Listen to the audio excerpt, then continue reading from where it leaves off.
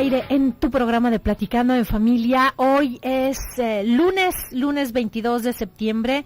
Estamos muy contentos de poder acompañarte transmitiendo a través del 1040 de AM en la ciudad de Guadalajara y el 95.1 de FM en la ciudad de Austin, Texas. ¿Cómo están todos iniciando la semana? ¿Cómo estás, doctor Mario Alberto Aguilar, médico psiquiatra, mi compañero de micrófono los lunes? ¿Cómo pasaste el fin de semana? Bien, fíjate, afortunadamente, Alicia, descansando, cargando baterías, leyendo un artículo del New York Times a propósito de lo que significa recargar baterías, descansar con claridad, que significa que significa desconectarse de todos los gadgets, que significa del celular, de la tablet, del internet, de los chateadas, que de otra manera el cerebro no puede descansar. Y bueno, pues ya, mire, le podemos proponer a Don Ají un tema que significa exactamente así: cómo promover el descanso en la familia, el descanso adecuado, el descanso activo y sobre todo el descanso reparador. El artículo está muy padrísimo y bueno, obviamente todo lo puse en práctica y bueno, pues eso me permitió recargar baterías. Y me parece sensacional porque yo también así lo he vivido. Después de una ardua carga de trabajo necesita el cuerpo, la mente, descansar, pero como tú dices, que sea un descanso reparador, porque a veces no descansamos. Sí, cuesta mucho trabajo y entonces, ¿cómo hacer para que en la familia se promueva eso? Puede ser un buen tema que a nuestra nueva productora, Don Ají, le estemos proponiendo. Y hoy, bueno, no vamos a hablar de ese tema, pero vamos a hablar de algo que también tiene mucho que ver y me parece que le da un sentido maravilloso al aspecto familiar, y es la empatía. Definir qué es empatía cuando algo está ocurriendo dentro de la familia, sean aspectos negativos en donde también tiene mucho que ver la solidaridad. Y también, bueno, cuando hay que celebrar juntos, ¿no? Pero bueno, hoy vamos a hablar de empatía y familia. ¿Qué entiendes? ¿Cómo percibes? ¿Cómo lo vives? La empatía y tu familia. ¿Has tenido oportunidad de practicarlo y cómo lo transmites? Nos encantará que te comuniques con nosotros y compartas tu punto de vista a las líneas que ya conoces y que enseguida voy a poner a tu disposición para la ciudad de Guadalajara, el 3122-1190 y 3647-1883, que Pam está lista para recibir tus llamadas y para anotar tus comentarios y participes con nosotros. Nos va a dar mucho gusto. Igual la ciudad de Austin, Texas, 95.1 de FM, nos pueden contactar a través del 512-215-4909. Es una línea directa para ustedes y con mucho gusto vamos a estar presentes. Compártanos lo que ustedes consideren que quieren compartir, y si tiene que ver con el tema acerca de la empatía y la familia, mucho mejor. www.radiomujer.com.mx es la sala de Platicando en Familia y ahí también puedes compartir con nosotros. Y bueno, no queremos empezar el programa sin antes saludar a los compañeros que componen el equipo de Platicando en Familia, quien es Arturo Cervantes, quien está en el control técnico, Pam, quien ya la mencioné porque está muy atenta a tus llamadas telefónicas, Chuy Preciado, quien está en la asistencia de producción. Buenas tardes, Chuy. Don Ají Castro, encabezando el equipo, y Alicia Hernández y el doctor Mario Alberto Aguilar, listos para empezar con el pie derecho este programa tan interesante acerca de la empatía. Se habla mucho de la empatía, se habla mucho de tratar de comprender, se habla mucho de que este es un valor en donde uno puede llegar a sentir otros valores que son como la compasión, la honradez, estar de la mano con la familia. Pero exactamente cuando hablamos de empatía, ¿de qué estamos hablando y cómo impacta a nuestra familia? Cuando la practicamos y cuando no. El tema, Alicia, es un tema realmente trascendente, y pues la realidad es que es un gusto poderlo llevar a este tema de la familia. Fíjate, pues doy un ejemplo. Cuando un chimpancé, por ejemplo, ve que alguno de las crías cae en el agua, sin pensarlo, es decir, instintivamente va y lo salva, o va a intentar salvarlo. Revisando el tema, Alicia, encontré que desde el punto de vista de los etnólogos han descubierto que cuando las ballenas, estas grandes cetáceos, están moribundos, se acercan alrededor de ella los que estén ahí, las ballenas que anden por ahí. Y bueno, la pregunta que se hacen los biólogos es, ¿estarán acompañando el proceso del morir? ¿Estarán ayudándolo, intentando ayudar a esta gran animal que es la ballena? Pero la acompañan hasta que termina por morir, y pareciera, dicen los biólogos, como que hasta la acompañan en su depósito al fondo del mar, ¿no?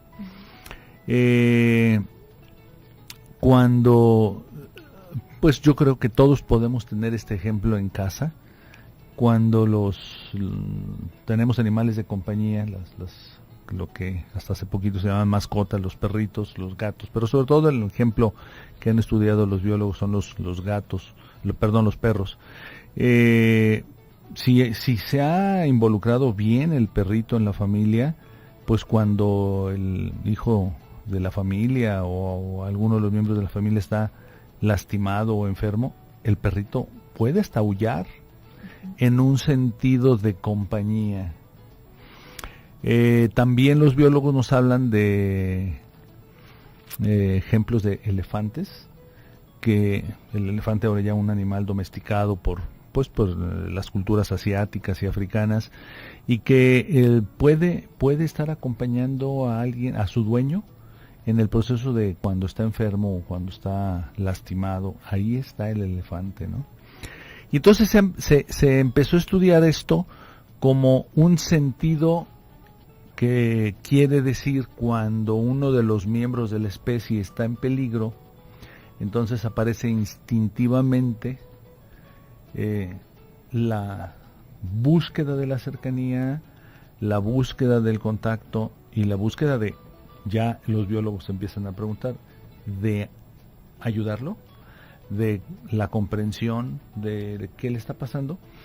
Desde el punto de vista biológico, esto es trascendental, porque en la medida en que, por ejemplo, en el caso del chimpancé, puede salvar a la cría, entonces esta conducta hace que el grupo permanezca con más miembros, y entre más miembros el grupo, pues podrá seguir manteniéndose con alimentos, con la posibilidad de seguir creciendo. Esta conducta, que en principio se llamaría de ayuda, que se llamaría instintiva al servicio de la biología, adquiere de repente matices diferentes, en su origen el mismo en la especie humana. Esto se da en las especies superiores. Podemos imaginarnos, un árbol. Sí. El árbol desafortunadamente no puede acompañar a sus otros amigos árboles. Son seres vivos, los árboles son seres vivos, las plantas son seres vivos, pero no se puede acompañar al otro. Y llega el leñador y lo corta, y los otros no pueden acompañarlo.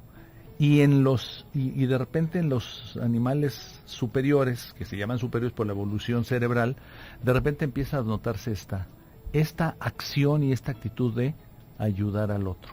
Y en el ser humano se convierte, en el homínido ya se convierte en un algo que se llama el deseo de ayudar y el deseo de comprender y el deseo de evitar. Al servicio, uno, de la especie, pero en forma importante al servicio también de la realización del ser humano. Y aquí aparecen términos como simpatía, como empatía, como comprensión, a los que les estaremos dando pues definiciones a partir de estos ejemplos que la biología nos muestra. Maravillosos ejemplos, es una muy buena manera de poder tener mucho más claridad de lo que hablamos el día de hoy acerca de la empatía y la familia. Vamos a nuestra primera pausa, quédate en Platicando en Familia. Estás sintonizando Radio Mujer.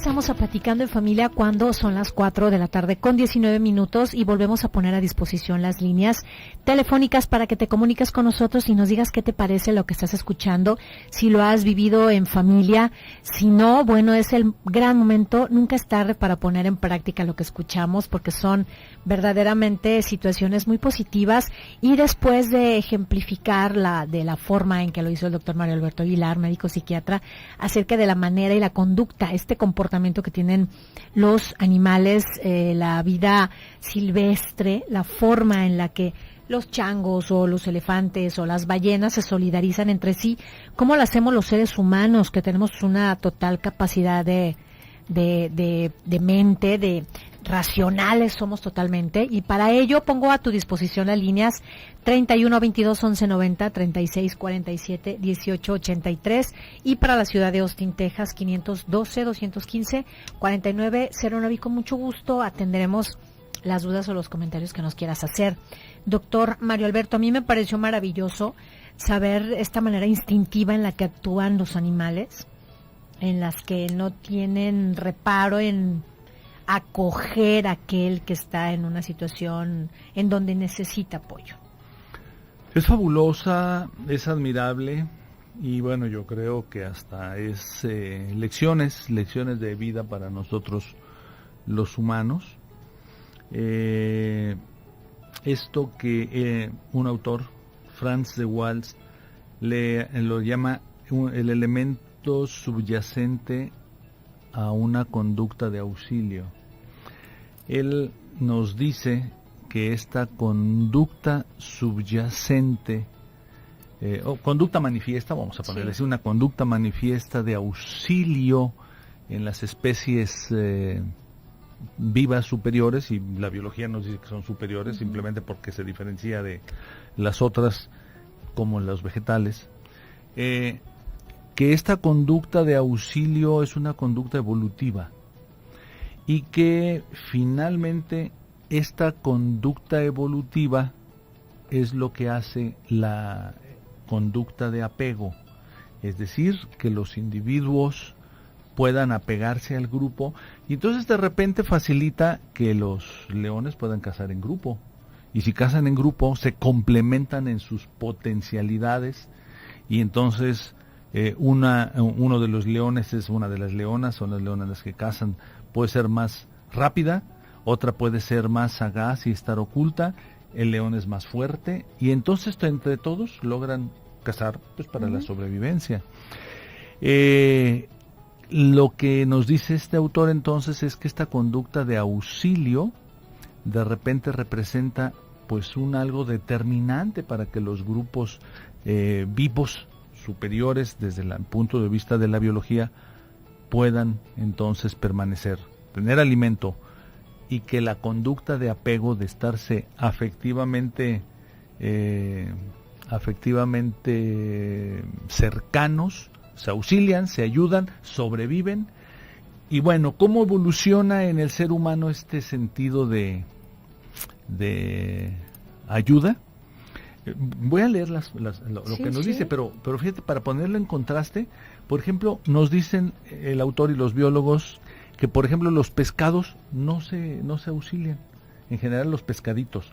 En las grandes especies, como en los delfines, por ejemplo, llegan hasta tratar de salvar cuando uno de sus delfines están en la raya, en la red, están sometidos por tal vez equivocadamente, porque se supone que los delfines no son objetos de pesca en general, y van y tratan de morder con los dientes la red.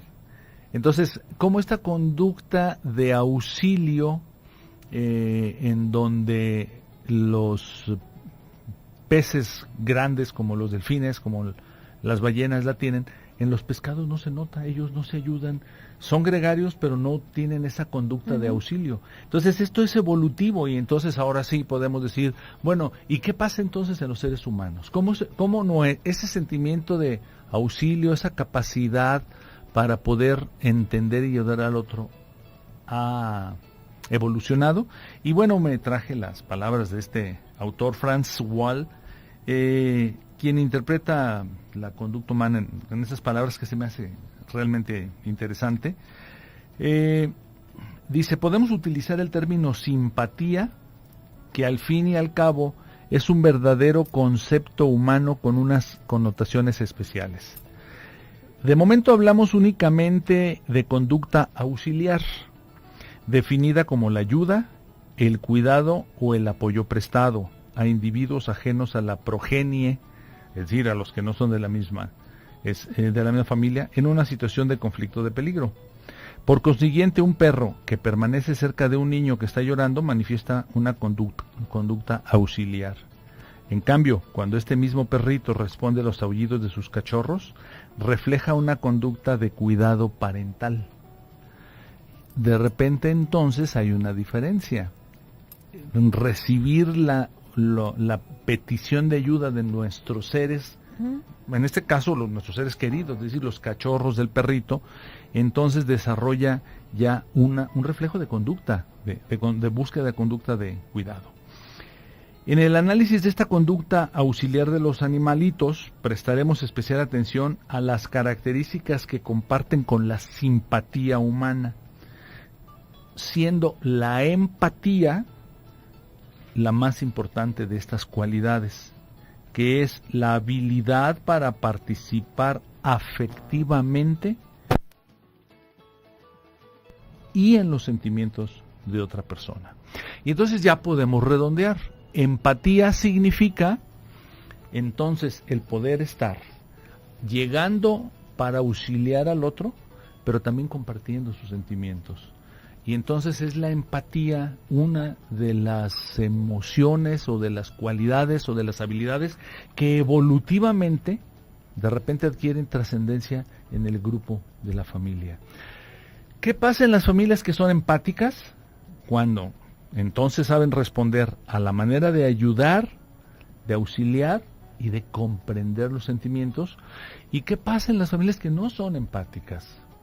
En el territorio del estudio de las familias, vemos familias que son involucradas. Involucradas quiere decir empáticas. Uh-huh. Pero también vemos familias que son desinvolucradas, familias que el papá puede no llegar, llega a las 11 de la noche, llega a descansar y no se interesa en qué pasó. Uh-huh, sí. Hoy en día los hijos pueden salir adolescentes, bueno, en muchas familias, en muchas otras, los padres están empáticamente involucrados e interesados. Entonces, ¿de dónde está el punto? ¿Por qué en unas familias sí si esto es instintivo, si lo traemos en se llama la estructura cerebral que nos hace funcionar empáticamente, neocórtex. Así se llama, así le pusieron los anatomistas. Uh-huh. Pero ¿qué pasa? ¿Por qué en unas familias no hay empatía y por qué en otras sí? ¿En dónde está la falla? Si todos tenemos neocórtex. Y entonces sí importa que como seres humanos nos preguntemos, en mi familia, ¿qué pasa? Hay familias en donde no se hablan. En donde no se hablan, a veces nada más las Navidades, uh-huh. a veces el día del cumpleaños, uh-huh. y a veces ni el día del cumpleaños. Y ya no digamos, bueno, pues para las fiestas más cotidianas, hay familias que no se ven para nada. Hay otras familias que se buscan cotidianamente y que cuando están algunos de sus miembros enfermos, ahí están puestos y ofrecen dinero y participan. Y hay otros tipos de familias en donde nada más se ven exclusivamente en los funerales. Uh-huh. Cosa curiosa, sí. Que nada más en los funerales, pero nada más en los funerales. Y en la cotidianeidad, de hecho, pues me viene a la mente ver familias donde dicen, no, doctor, yo con mis hermanos no cuento para nada. Yo como si no existiera, pero también para mí como si ellos no existieran. Ni a los funerales, doctor. Entonces, ya tenemos entonces claro, la empatía es esta función, esta habilidad para que podamos participar en auxiliando y entendiendo los sentimientos del otro. Pero hay familias que no son empáticas, hay familias que son distantes, hay familias que son desinvolucradas, es el término técnico, y hay familias que no se hablan ni siquiera para los funerales. ¿En dónde está el punto? ¿Qué podemos hacer? ¿Cómo lo podemos entender? Bueno, pues es lo que sigue en los minutos. Claro. En los minutos adelante. Ahora que regresemos de este corte, no te vayas, está muy, muy interesante el programa, no tardamos.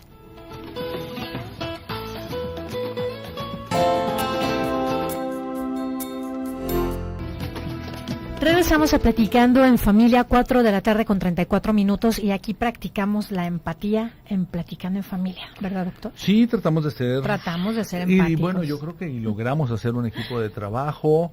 Este equipo de trabajo Sí. de Platicando en Familia, Sí. tú lo tienes toda la semana y te das cuenta de cómo cada uno de los integrantes del equipo están siempre puestos, ¿no? Excelente, colaboradores y también el equipo que siempre está permanente, pero de lujo. Sí, Puestazos. sí, pues está a cada uno de ellos, ¿no? Fíjate, Mario Alberto, que tenemos una llamada. Ujú. Patti se comunica con nosotros y nos dice, bueno, a ver, ¿hasta dónde es válido el apoyo de la familia? A veces siento que la familia abusa. Sí, la pregunta es excelente, Pati.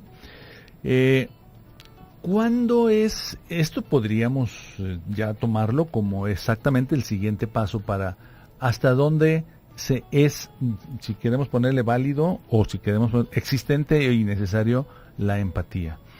La capacidad de ayuda y la capacidad de solidaridad en la familia y entre los miembros de la familia, pues se da como un elemento importante, dicen los biólogos y los antropólogos, y bueno, también a los psicoanalistas, humanizante, pero sobre todo los antropólogos.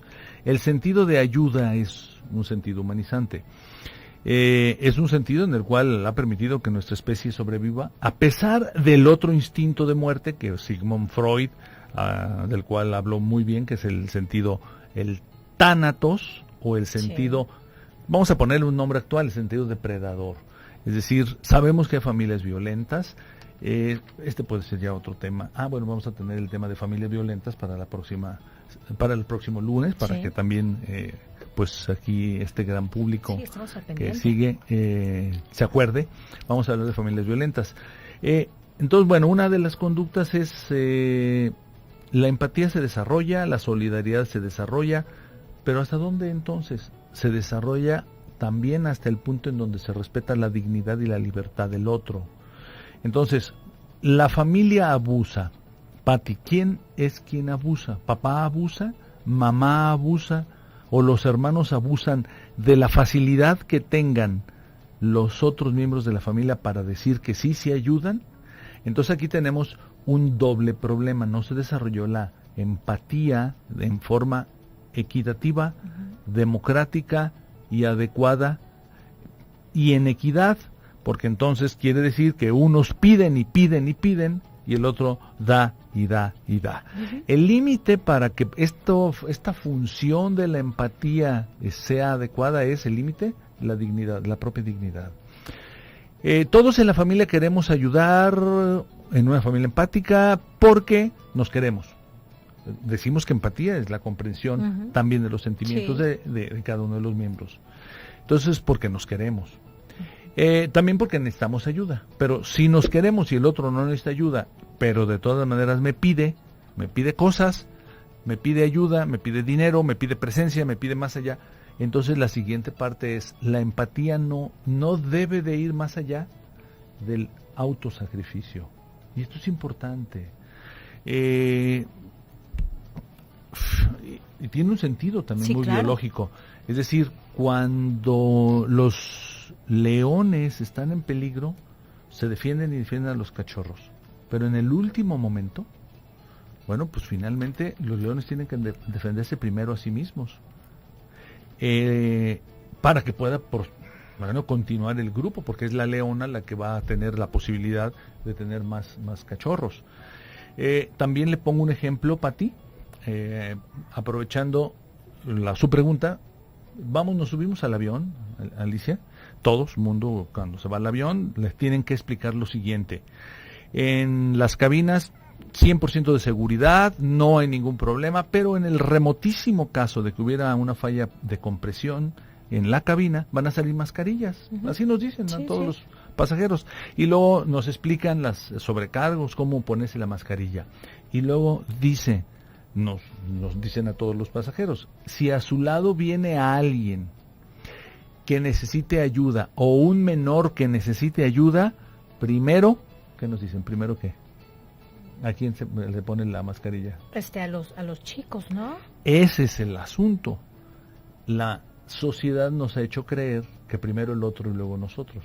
en los aviones nos dicen, primero póngaselo usted y luego ayude al niño o al otro que viene a su lado que necesita ayuda. ¿Por qué nos dicen primero usted y luego el otro?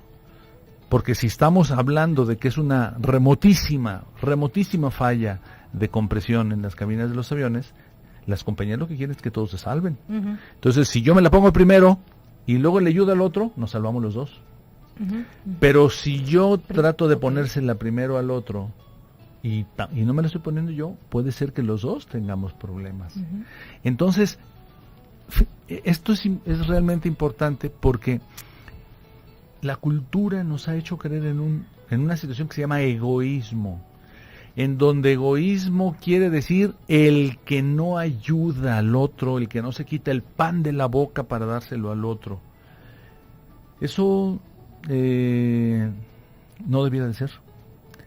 Primero debemos de atendernos nosotros para luego poder darles a los demás ayuda empática. Y si en una familia en donde se abusa del menos fuerte, sí.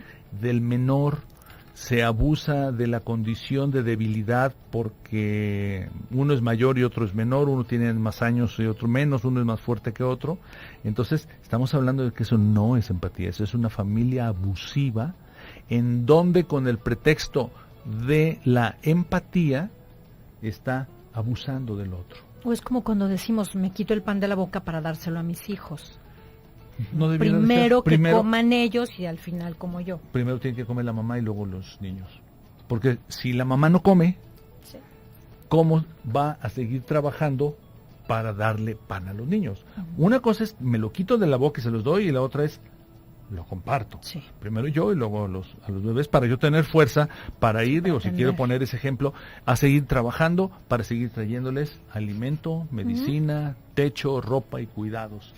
Entonces, mira, la pregunta que nos hace Pati es realmente importante, porque entonces tenemos que diferenciar que una cosa es la empatía, la capacidad de comprensión y la capacidad de ayuda, y otra cosa, que en las familias se dé el abuso en términos de, pues voy a utilizar la palabra, chantajeando las necesidades o la facilidad con que algunos miembros de la familia puedan ayudar. Entonces ya ni siquiera es una ayuda necesaria, sino por pedir de una manera abusiva, de una manera innecesaria, entonces se está explotando al otro. La empatía se aprende, entonces. La empatía se aprende, Alicia. Uh-huh. Muy bien, se aprende. Y se aprende por parte de una mamá y por parte de un papá que están auxiliando a los hijos, enseñándolos, pero también enseñándolos a respetar. También los papás deben decir, ¿me ayudas, hijo? Ayudar a los hijos y también pedir ayuda. Bueno, le van a pedir ayuda a los padres, como dice Donald Winnicott, un psicoanalista, padres suficientemente buenos, atingentes, atinadones, o sea, padres perfectos no habemos, pero suficientemente atingentes o buenos es, bueno, yo le voy a pedir a mi hijo que me ayude a recoger, por ejemplo, sus juguetes. Uh-huh. Esa es una conducta de reciprocidad. Sí. Yo le pido que me ayude a recoger sus juguetes. Yo no se los recojo, que él ayude. Empáticamente yo estuve jugando con él, empáticamente entiendo que él puede estar cansado, pero también, bueno, no en el momento de gran cansancio, pero sí cómo apoyarlo para que recoja sus juguetes, luego que recoja su ropa, luego que recoja su cama más adelantito, más grande. Uh-huh. Bueno, esa conducta de reciprocidad es la que hace que no haya abuso en las familias. Es entonces cuando se va aprendiendo la reciprocidad en la empatía, porque se respeta la dignidad y porque entonces nada más es, yo te entiendo, te voy a ayudar si necesitas, pero también si no necesitas, no voy a estar abusando de tu facilidad para dar las cosas. Que sería entonces, sí hay familias abusadoras o abusivas, pero esto ya no es empatía, es la explotación de la empatía. Vamos a una pausa, el tema sigue fascinante y además tiene mucho para dar. No tardamos, regresamos a nuestra próxima y última segmento. No tardamos. Segmento, ahí sí. venimos.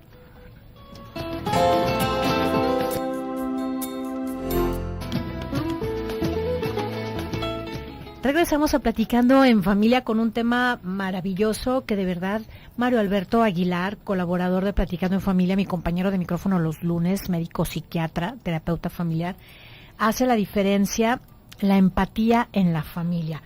Ya nos comentabas en el último bloque, antes de irnos al corte, que se aprende la empatía. Yo tengo una pregunta, a ver, ¿hay personas que tienen más facilidad para la empatía o hay personas que no, independientemente de que en casa tengan ese buen equilibrio de parte de los papás? Bueno, esa es una excelente pregunta, Alicia. Mira, hoy en medicina psiquiátrica y en psicoanálisis en general, psicoterapia, sabemos que todas las enfermedades o las alteraciones emocionales tienen una doble fuente, de una doble causa: la capacidad genética que tenemos y el ambiente en el que nos desarrollemos. Sucede que tenemos la posibilidad de tener algún gen que nos permita, por ejemplo, la facilidad para la empatía. El neocórtex, esta parte estructural cerebral que facilita que seamos empáticos, también está mediado por una sustancia que se llama vasopresina. La vasopresina es una hormona producida por el hipotálamo. Para que haya este ejercicio en cadena, bioquímicamente hablando, pues se necesita un buen estímulo para que el gen productor de vasopresina se ponga a trabajar, se mande la orden al hipotálamo y se produzca vasopresina. Y si se produce vasopresina, entonces somos empáticos.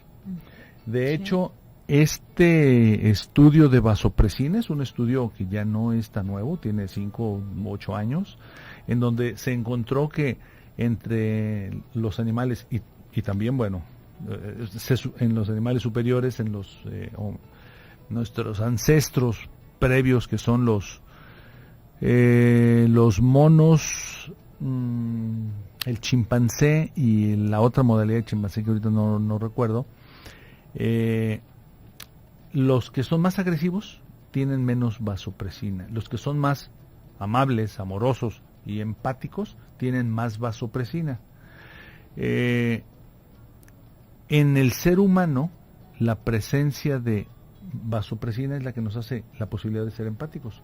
Si vivimos ahora, juntemos el ambiente, en un ambiente egoísta, en un ambiente frío, en un ambiente distante, en un ambiente en donde no se prodiga pues ni siquiera el cuidado mínimo por parte de padres que por alguna razón andan ocupadísimos, no tienen la suficiente atención o la suficiente capacidad para poder ser cercanos los hijos. Entonces, bueno, ese es un ambiente que no es facilitador para que los genes productores de vasopresina se pongan a trabajar, y entonces el gen no se va a expresar de la manera adecuada, y entonces va a haber menos vasopresina, menos estímulo en el neocórtex, y entonces pues menos capacidad empática. Si por el contrario está este niño, esta niña inmersos en una familia en donde los padres son considerados, respetuosos, empáticos en términos de ayudar, pero empáticos en términos de respeto y de dignidad, y este niño va aprendiendo estas conductas, entonces este ambiente positivo va a ser facilitador para que se exprese más la cantidad de el gen que produce vasopresina, y entonces va a haber vasopresina, el neocórtex se pone a funcionar y en el niño hay la disponibilidad de ser empático. Y luego mamá y papá van a modular y van a modelar la manera en que hay que ser empáticos para evitar que haya una familia de abuso. Entonces mamá y papá también tienen que no ser abusadores. Es decir, mamá y papá, pues de repente hay mamás que sí abusan de los hijos, Alicia. Hay papás que abusan de los hijos. ¿Y cómo abusan de los hijos? Pues abusan pidiéndoles cosas que les corresponderían a ellos hacer, ¿no? Sí es necesario que en cada etapa de la familia los hijos vayan participando como una forma de empatía, de atención, de auxilio, que vayan ayudando en casa. Pero las cosas de los papás son las de los papás. quiero poner un ejemplo. Sí, por favor. De repente mamá y papá se pelean por alguna circunstancia. Y de repente mamá y papá, o mamá o papá, le dice al hijo, oye, dile a tu mamá esto, o ten lo del gasto, o dile a tu mamá que que hay que hacer esto otro. O la mamá le dice al hijo, dile a tu papá esto. Ahí están utilizando al hijo, lo están triangulando. Sí. En este ejemplo, este es un ejemplo muy típico, en donde mamá y papá están enojados y utilizan al hijo o a los hijos para comunicarse. Sí, o sea, esto es un abuso. Sí. Son circunstancias que le tocan a mamá y a papá resolver. No tiene nada que ver los hijos, pero obviamente son hijos, son niños, no saben que esto no les toca y entonces empiezan a generar la angustia porque van y le dicen a la mamá, van y le dicen al papá y entonces de repente, pues el niño obviamente va a seguir viendo que mamá y papá están enojados y entonces empieza a aparecer la fantasía de que no se está pudiendo, de que el niño no está pudiendo resolver esos problemas cuando la realidad es que no son problemas de él. Que mamá y papá tengan broncas, asuntos no resueltos, eso significa problemas de los papás. No se tiene por qué meter a los niños, pero ese es un ejemplo de cómo se utiliza a los niños. Ya no digamos de casos más extremos en donde se utiliza a los hijos para, que trabajen, hagan el quehacer de mamá o que pronto se pongan a trabajar para que ayuden al papá. Es decir, es sutil a veces la forma de abusar de los padres. Ser padre no es fácil, Alicia. Ser mamá, ser papá no es nada fácil. La realidad es que es un arte. Y la realidad es que, pues en la medida en que tengamos la capacidad para poder entender que sí tenemos que ser empáticos con los hijos y también tenemos que ser respetuosos y también tenemos que darles su espacio y también tenemos que no abusar de ellos, pues es un equilibrio en el cual, yo diría vale la pena vivir, vale la pena practicarlo y que cuando no nos va tan bien, hay programas como este en donde estamos buscando transmitir cosas, es decir, quiere decir que mamá y papá deben de estar preguntando siempre. Yo mamá, yo papá, no entiendo la conducta de mi hijo, pues entonces voy y pregunto. Claro. Y pregunto al que sepa para que entonces me oriente. Creo que la situación clave sería así, preguntar. Mamá pregunta pues al experto acerca de por qué de la conducta de tu hijo, papá pregunta al experto acerca de la pregunta de tu hijo, para que entonces ambos puedan, al ir entendiendo qué pasa a tus hijos, y también pregunta qué te pasa a ti, porque finalmente una manera clásica de abusar, fíjate, Alicia, es mamá llega cansada, papá llega cansado, papá tuvo problemas en el trabajo, mamá tuvo problemas también en el trabajo, y entonces llegan y lo primero que hacen es regañar al hijo por cualquier cosa. Y un regaño desmedido, pues simplemente porque el papá está cansado, porque el papá tuvo problemas en el trabajo laborales, pero entonces no pudo descargar obviamente su frustración y entonces regaña al niño en un regaño de porque no recogió sus juguetes, en lugar de enseñarlo empáticamente a recoger sus juguetes, le pone una regañiza, o porque no arregló su cuarto, en vez de empáticamente sentarse y explicarle, ven, a ver, vamos viendo el cuarto, no lo arreglaste, le ponen otra vez una regañiza, o todavía hay familias que golpean, Alicia, es terriblemente doloroso, pero hay familias en donde el papá y la mamá todavía golpean a los hijos, con fajo, con zapato, con chanclas, si me permiten la expresión así muy coloquialísima, pero es increíble que todavía, siglo XXI, los papás o las mamás le peguen a los hijos. No se arreglan los problemas con golpes, jamás se van a arreglar con golpes. Entonces, esa es una manera también de abusar. Obviamente que se está, pues lo quiero decir así, Alicia, se está matando la capacidad empática con que el individuo nace. Sí, tremendo. La verdad, este tipo de programas, y te lo agradezco, hace falta generar conciencia de cómo aprendemos, caray. Aprendemos mucho y me parece que lo importante es no nada más que nos quede la información y la guardemos, sino que la pongamos en práctica y nos comprometamos a mejorar lo que estamos dejando de hacer en casa. Sí, yo creo que la oportunidad, mira, la vida nada más es una, y el que podamos poner en práctica lo que aprendemos al servicio de nuestra familia, de nosotros, yo creo que justifica el esfuerzo de vivir. Por supuesto, y nunca nada sale sobrando, al contrario, depositamos más.